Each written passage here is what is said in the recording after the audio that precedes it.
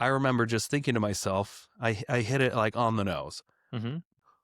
And I do think it is important, just like you said, to have a little bit of loftier goal than what's realistic. Because I remember when I was new at goal setting, newer, about Mhm. 10-ish years ago, I sat down with this coach that Keller Williams Realty was providing us.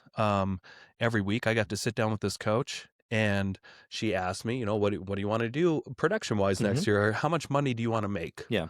And I thought of a number that was a little bit more than what I had made in the past. Sure. And I thought, it would be really nice to get up over $50,000. How about 62,500? Right, And that exactly. was the number I picked. Okay. I'm like, I want to make $62,500. Mhm. And let me remind you, I'm in real estate Right.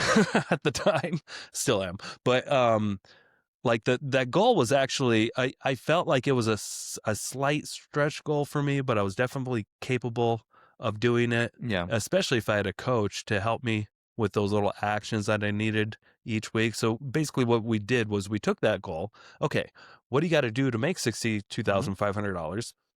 And it turns out it was like, you got to sell like, at the time, I don't know what it was, 12 houses Sure. or something like that. One house a month. Okay. What do you got to do to sell one house a month? Well, you got to make 168 phone calls. Was my Per month? numbers. So I knew I had to make 8 phone calls a day. When you break it down like that, it's not a lot. So I was able to hit that goal.